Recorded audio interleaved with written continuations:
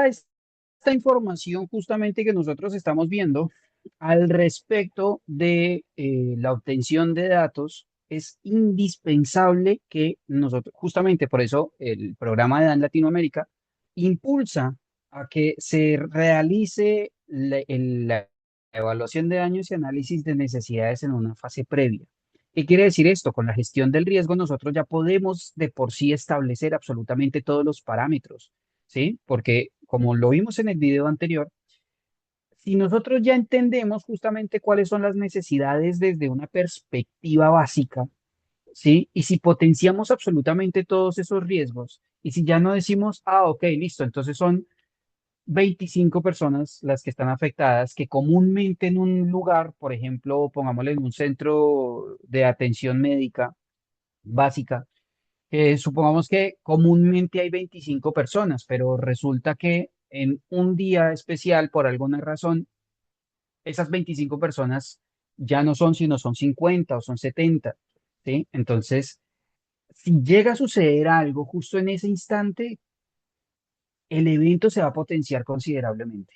Y es ahí en donde la logística, la capacidad de respuesta y el dinamismo de la emergencia cambian de una manera considerable. Y es supremamente importante justamente comprender absolutamente todos estos factores a la hora de hacer la evaluación de daños y análisis de necesidades. Aquí es en donde nos damos cuenta justamente la importancia de comprender justamente eh, absolutamente todos los aspectos previos del evento que le dan como tal, es supremamente necesario establecerlos de una fase previa y no como USAID lo establecía en el 2008, que dice desde una etapa preliminar, o sea, a partir de las primeras 8 horas, ponele, ¿sí? Empieza la fase preliminar y todo con el mismo documento, porque ahí vamos a volver otra vez a hacer lo mismo, que es obtener los datos de una manera extremadamente simple, de una manera extremadamente básica, de una manera, eh, la misma información va a ser siempre lo mismo. Y como lo dije anteriormente, si yo evalúo cada uno de los puntos críticos y cada una de las zonas críticas y de los puntos neurálgicos, punto a punto, ya automáticamente voy a tener cómo voy a acceder el tiempo de respuesta desde el punto A, la base central de operaciones, al punto B, que es el hospital general o el hospital principal o la central nuclear o la central hidroeléctrica, dependiendo justamente de esa infraestructura.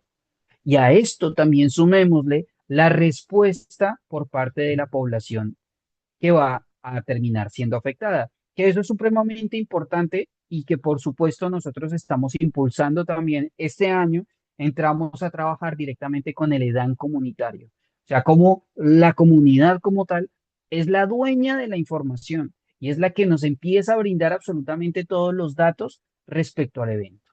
Bien, acá tenemos algunas acciones previas justamente para mejorar el dinamismo logístico. En principio, definamos lo que es el EDAN, ¿sí? O sea, definamos ese EDAN en principio, ese EDAN en punto crítico, en zona crítica, punto neurálgico, ¿qué? ¿Sí? ¿Cuál es el EDAN que nosotros vamos a realizar? En segundo aspecto, la logística según el evento, porque tengamos en cuenta que no es lo mismo el elemento que nosotros vamos a utilizar en una, pongámosle, en una inundación que en un incendio estructural o un incendio forestal o en un incendio de interfase, en un movimiento telúrico, en un movimiento de masas. Son cosas completamente diferentes, inclusive también cuando hablamos de situaciones de violencia social, que también es un evento adverso y el cual también necesita tener datos. Por otra parte, establecemos justamente esos espacios logísticos críticos, o sea, identificamos cuáles son esos puntos y centros de acopio, a dónde nos pueden llegar absolutamente todas esas cosas que nosotros necesitamos. ¿Son estatales o son privadas? Si son privadas, ¿cuáles son los permisos que necesitamos para poder utilizar esos espacios? ¿Son solamente utilizados para qué tipo de elementos? ¿Cuánto nos cabe? ¿Cuál es su capacidad específica? ¿Solamente va a ser un centro de acopio logístico o será un centro de acopio también para que puedan llegar personas como un tipo albergue? Entonces, todo esto nosotros lo debemos tener definido desde la fase previa y esos datos ya establecidos directamente desde una edad. Usted se preguntará, ¿cómo yo le hago para establecer absolutamente todos estos aspectos desde una edad? O sea, ¿de qué manera yo puedo incluir absolutamente todos estos datos en un EDAN para saber si ese centro de acopio puede llegar a ser un albergue y cómo obtengo absolutamente todos esos datos logísticos? La razón es, la respuesta es extremadamente simple. Primero, establezca el centro de acopio o el centro logístico o el centro, el albergue específicamente, ¿sí? Y preocúpese específicamente, en principio, por entender qué hace en situación de emergencia ese lugar, ¿sí? Y de ahí para arriba, empiece a preguntarse, ok, si hace esto, necesita lo siguiente, ¿sí? Comúnmente cuando son lugares por organizaciones civil, por organizaciones no gubernamentales o por asociación civil o por brigadas comunitarias, comúnmente no tienden a necesitar muchas cosas, ¿sí? Por más acciones que realicen, igual, por cada una de esas acciones que realicen, requieren de una logística específica. Si es solamente un albergue para no pernocte, ¿sí? Sino solamente para un albergue en donde las personas llegan, comen, se cambian de ropa, pero no pueden estar ahí, sino es de tránsito solamente. La logística puede ser completamente diferente a un albergue en donde sí es realmente un lugar en donde van a pernoctar, ¿sí? Desde camas, duchas, baños, espacios para recreación, juego, esparcimiento y demás, a un lugar en donde necesite netamente un comedor, cubiertos, espacio para baño, ¿sí? Y a eso también sumémosle, por ejemplo, si tiene espacio para discapacitados, ¿sí? Espacio para ciertas comunidades. Entonces, cada uno de esos aspectos, sí o sí, me llenan un aspecto logístico al cual debo tener en cuenta. Eso también lo podemos establecer directamente desde el EDAN. Si el espacio que yo voy a evaluar me sirve como un albergue posible o si ese lugar que yo estoy identificando en el EDAN me va a servir única y exclusivamente para evaluar por una afectación o porque ese lugar, esa estructura crítica, ha sido afectada considerablemente por el evento, ¿sí? Y por ahí mismo, empezamos a hablar de la gestión de esos recursos. Ya estaríamos estableciendo, ok, listo. Necesita, por ejemplo, kits de primeros auxilios, kits de higiene, tanto para mujeres como para hombres como para niños. Ok, entonces, ¿cómo lo vamos a gestionar?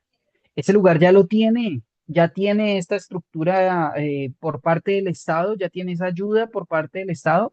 ¿Cómo impulsamos para que la ONU, por ejemplo, o para que otras organizaciones internacionales puedan ayudar considerablemente a este tipo de lugares en situaciones de emergencia y desastre?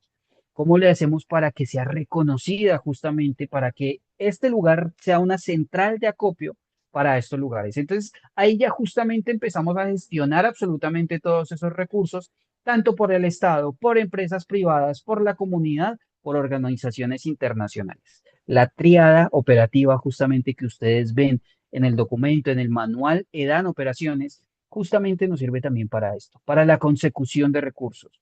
Pero ya por último, lo que es el enfoque EDAN, ¿sí? Lo último que nosotros vamos a realizar es absolutamente integrar todos los datos de daños y los análisis de necesidades y capacidades disponibles. Que eso justamente nosotros ya lo establecimos de una manera previa, pero aquí nos vamos a centrar en que esa información sea correcta y sea clara, precisa y concisa. Y de esa manera ya obtenemos justamente una logística de la emergencia basada en el EDAN, ¿sí? Para quienes aún no les ha quedado claro lo que nosotros venimos hablando, básicamente no empiece un proyecto si no tiene los recursos para su desarrollo. Es así de simple. O sea, si usted sabe que tiene em, una capacitación virtual, pero no tiene un Zoom o no tiene una plataforma que le permita grabar o que le permita realizar la capacitación, pues pare, hasta ahí, repiense, reevalúe absolutamente todo. Lo mismo justamente funciona con la logística, es completamente igual. O sea, si usted tiene, no sé, pongámoslo en dólares para ser más comprensible a nivel Latinoamérica. Si supongamos que quiere hacer un mercado de $2.000, pero tiene tres bolsas en la mano, pues lo más lógico es que va a tener que comprar más bolsas en el supermercado. Uno, dos, va a tener que utilizar un vehículo, por lo menos para subir absolutamente todas esas cosas. Tres, no va a ser solamente un vehículo, van a ser por lo menos dos vehículos o un camión, ¿sí? Para poder movilizar absolutamente todo lo que usted está comprando, en el caso de que el supermercado no tenga un servicio de logística, ¿sí? Entonces, todo eso es lógico y necesario pensarlo a la hora tanto de ir a hacer compras como de establecer parámetros para actuar frente a emergencias y desastres. Y ese es uno de los principales errores que suele cometer los organismos de primera respuesta, organismos estatales, protección civil, llámelo como lo quiera llamar, en donde estos aspectos logísticos no los prevén de la manera como nosotros lo estamos impulsando. Y por eso justamente es que nosotros venimos a desarrollar absolutamente toda esta serie de capacitaciones que les permite ver absolutamente todo el error. Ahora, hablemos justamente en cuanto a lo que son los equipos de primera y segunda línea, que eso nos vamos a centrar específicamente ahora. Ahora lo vamos a ver de una manera muy básica. ¿Listo? En principio, hablemos de la gestión de los equipos y las herramientas según el evento. Anteriormente, en el video anterior, nosotros habíamos hablado justamente de la necesidad de esos equipos basado justamente en el evento, ¿sí? Puede que un camión de bomberos a nosotros nos sirva para un incendio estructural, pero quizás el mismo camión de bomberos no nos vaya a servir para una inundación, salvo que quizás ese camión de bomberos sea una motobomba gigante que existe, ¿sí? Y que lo que haga es impulsar el agua de una manera más rápida, por así decirlo. Sí, que hay camiones especializados para eso. Entonces, en ese caso, una motobomba, un camión que solamente tenga bombas, que no necesite tanques, eh, eso sirve justamente para inundaciones como para incendios estructurales. ¿Sí? Ahí ya empezamos a trabajar en la logística de la emergencia para, de acuerdo justamente al evento, pero quizás ese camión no nos vaya a servir para incendios forestales porque su uso nada más está hecho o está realizado para aspectos urbanos. Entonces tengamos en cuenta que los vehículos forestales o para el trabajo forestal requieren de pronto de unas dimensiones completamente diferentes, de una potencia completamente diferente y de unos elementos completamente diferentes a los de uso urbano. Bien, sin embargo, no voy a decir que no. En muchas ocasiones también se ve que pues, cuando no hay equipos forestales, pues lo que hay es lo que se utiliza. Sí, tampoco voy a decir que no se pueda realizar. Por otra parte, lo que es la evolución, la evaluación de capacidades técnicas, ese es el dolor de cabeza de la mayoría de las instituciones y de los jefes de organizaciones estatales, porque no les gusta que se evalúe la capacidad técnica que tienen. No les gusta en muchas ocasiones que se verifique o que se mire cuánto tiempo se demora del punto A al punto B o cuál es la capacidad que tienen su personal, ya sea voluntario o contratado. Entonces, ahí es justamente en donde tenemos una arista complicada, pero en donde justamente comprendemos cuál es la capacidad de un equipo respecto a un evento. Y es supremamente importante porque no todos los equipos funcionan para todos los eventos, ¿sí? O sea, no todos los grupos de bomberos son rescatistas. Y partamos de eso desde un principio, que bombero no significa rescate. No todo el personal de bomberos como tal sí o sí es rescatista. Bien, esos son dos cosas completamente diferentes y dos especialidades completamente diferentes. Entonces, no por el hecho justamente de ser bombero automáticamente es rescatista y no por ser de defensa civil automáticamente sabe de primeros auxilios o no por ser de Cruz Roja sabe de atención prehospitalaria. Son diferentes cosas y son diferentes especialidades que se tienen que ver justamente en un equipo. Y ojo, toda institución que diga que sirve para todo está entrando en un error considerable. Por eso, en los equipos de bomberos existen equipos alternos que son especializados en rescate, ¿sí? Siempre lo vamos a ver, el equipo especial de rescate de esta unidad. O sea, quizás en lugares, en ciudades grandes, metropolitanas, por ejemplo, vamos a encontrar siempre esto. Comúnmente en ciudades pequeñas, pues los equipos de rescate siempre hacen parte de pronto de los camiones o de las unidades normales, pero no corresponde específicamente que sí o sí, por ser bombero, es rescatista. Es una cosa completamente diferente. Por ende, justamente, eso también tiene que ver en el análisis de las capacidades de los equipos y del trabajo que se viene desarrollando, ¿sí? Y por supuesto, hablemos de los lugares y de las rutas, que también es un tema supremamente complicado a la hora de trabajar.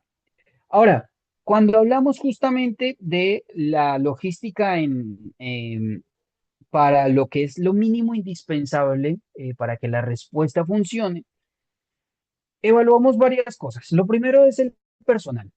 Ojo, tengamos en cuenta una cosa, y es que la capacitación o la persona cuando está capacitada no está formada.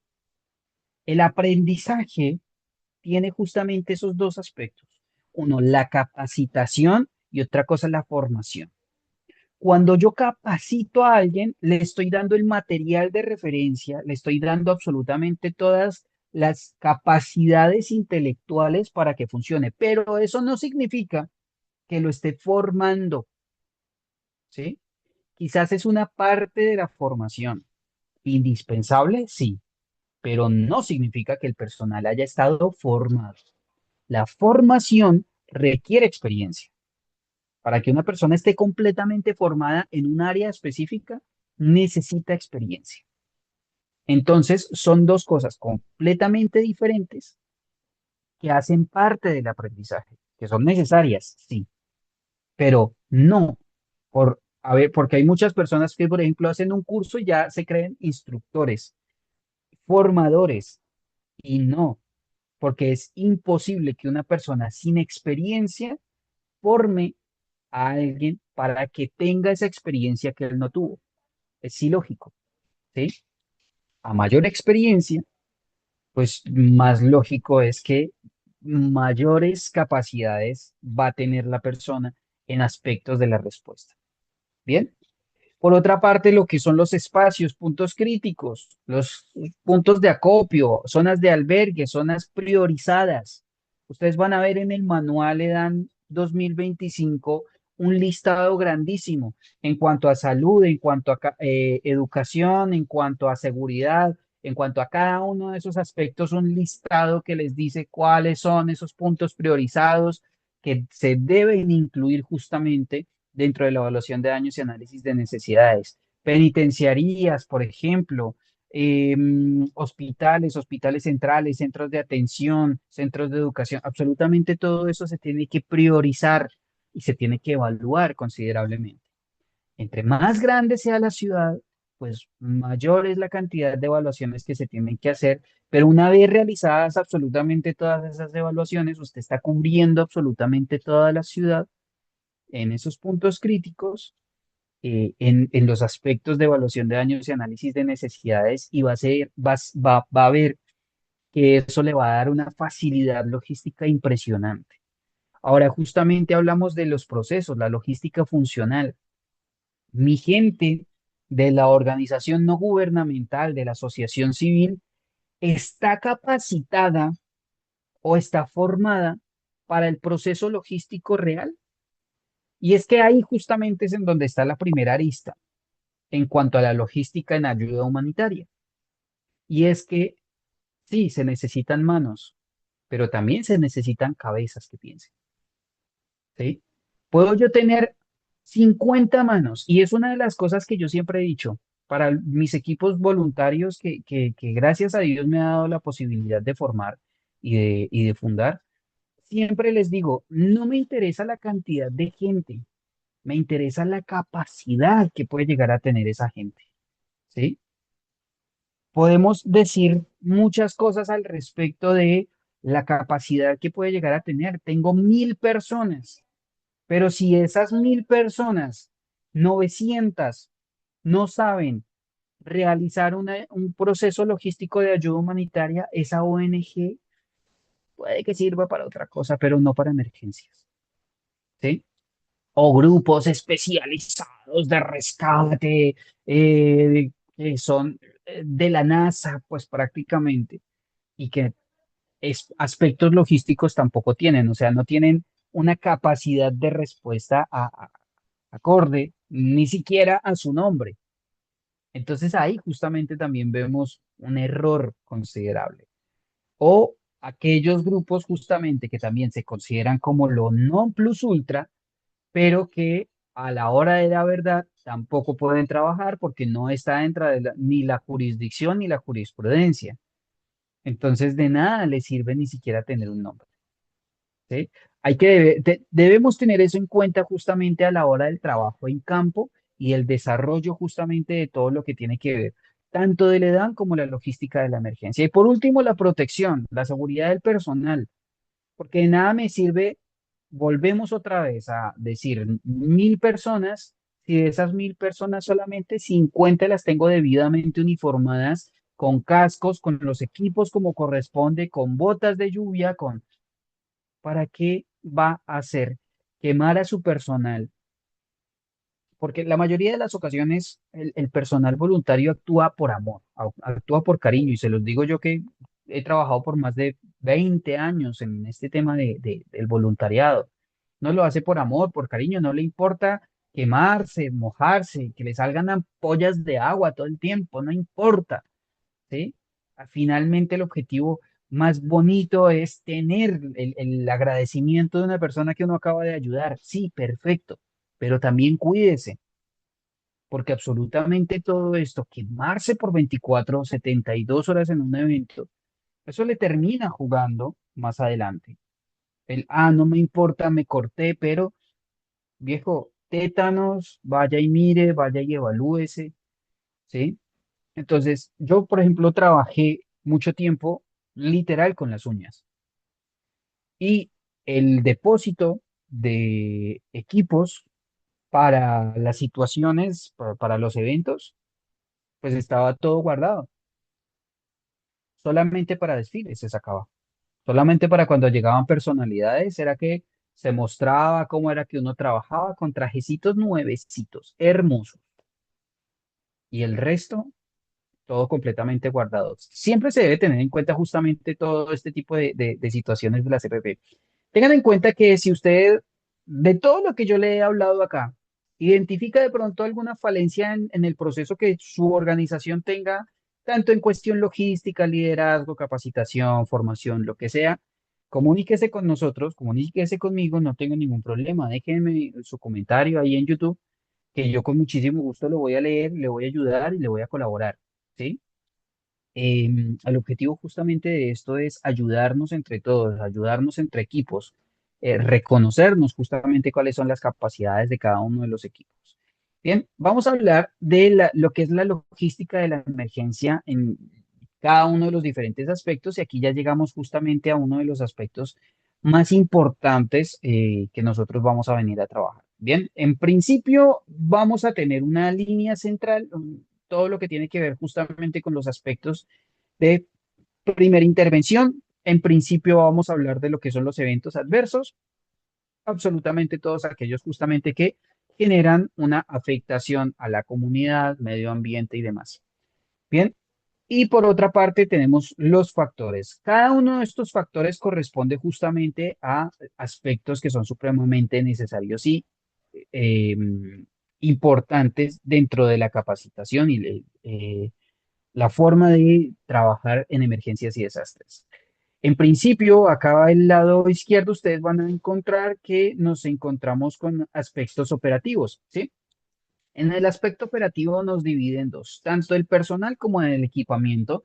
Y aquí tenemos una línea bastante delgadita en donde encontramos la logística supremamente importante en cuanto a lo que son los EPP, ¿sí?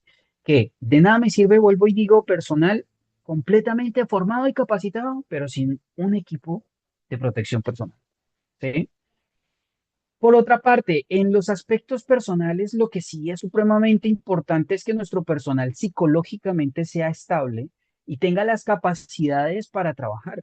Y eso tiene que ver muchísimo con la logística de la emergencia, porque de nada nos va a servir sacar mucha gente a realizar un EDAN después de un terremoto, pero que es extremadamente sensible y que no puede ver sangre y que no puede ver absolutamente nada de eso. Porque lo más seguro es que en el recorrido va a haber niños, va a haber adultos mayores, va a haber gente herida que necesita ayuda, pero que usted necesita sí o sí priorizar el trabajo de la toma de datos. Y eso es supremamente complicado, afecta considerablemente. También los aspectos físicos tienen mucho que ver, porque está muy bien el querer hacer las cosas, pero si no me aguanta 2 cuadras de caminata, ¿para qué? Entonces hay muchas ocasiones, o sea, eso no quiere decir que no sirva para el EDAN, pero podemos establecer, por ejemplo, para procedimientos logísticos o para análisis de datos o para que colabore justamente en una oficina, en una central operacional, ¿sí? Hay muchas ocasiones en las que la gente que está en la central, perdón, en el lugar de operaciones, en el campo, cree que el que está sentado en la oficina está bien y está relajado. Por el hecho de que esté limpio no significa que esté bien o que esté relajado, porque está la presión atrás de mostrar resultados y demostrar absolutamente que todo se está trabajando y cuando sale un problema logístico son los primeros que tienen que salir corriendo. Entonces, eso también se debe tener en cuenta. Bien. Y lógico, lo que veníamos hablando en cuanto a la capacitación y la formación. Por otra parte, lo que son los elementos según el evento. De nada nos sirve pues tener una cantidad de equipos, pero no podernos movilizar de un lugar a otro. Lógico, hablamos de los vehículos y de la comunicación como tal. Bien, lo que son los factores, nos vamos un poquito para el centro, perdón, nos vamos un poco para el centro y vamos a encontrar directamente el factor temporal, que es supremamente importante en este sentido. La ubicación según el punto crítico, el punto donde se encuentra absolutamente todos los equipos hacia la ubicación específica. Si ustedes se dan cuenta de esta información que ustedes están viendo acá, es el repaso de todo lo que nosotros vimos. Bien, la ruta, porque depende del evento, puede existir una afectación directa en las rutas y eso también es parte específica dentro de todo lo que nosotros venimos a hablar. Y los aspectos climáticos que son supremamente importantes también para nuestro personal, porque no es lo mismo tener un día soleado, por ejemplo, les digo en Buenos Aires, en donde uno, por ejemplo, está acostumbrado a caminar en una primavera, un día bastante agradable, 25 grados, máximo 28, en donde sale uno con una remera tranquilo, pero que en el verano pueden haber 40 grados de temperatura con una humedad altísima, en donde caminar 2 cuadras se hace insoportable. Entonces eso también tiene que ver muchísimo con los factores temporales en la evaluación de daños y análisis de necesidades. Y por otra parte, nos vamos entonces al factor externo, que es la parte derecha justamente del cuadro, en donde encontramos también factores climáticos, en donde los factores externos no dependen de nosotros como tal, no dependen del trabajo que nosotros estamos realizando ni nada de eso. Dependen netamente del trabajo justamente y de la capacidad que tiene nuestro personal. Factores climáticos tienen todo que ver también con los factores temporales, porque no es lo mismo andar en una ruta húmeda o mojada que en una ruta seca. Y si usted me dice que se desplaza de la misma manera en una ruta mojada que en una ruta seca, déjeme decirle que usted es un completo irresponsable, porque todos los códigos de tránsito de Latinoamérica exigen que se disminuya considerablemente la velocidad. Para vehículos de emergencia también aplica absolutamente todo esto. Bien, y la comunidad también tiene un factor supremamente importante, tanto en la capacitación, la receptividad y la respuesta, porque las personas son justamente una parte fundamental de la respuesta de los equipos en primeras intervenciones. Si la gente no nos colabora, pues justamente todo esto que nosotros estamos hablando se complica considerablemente.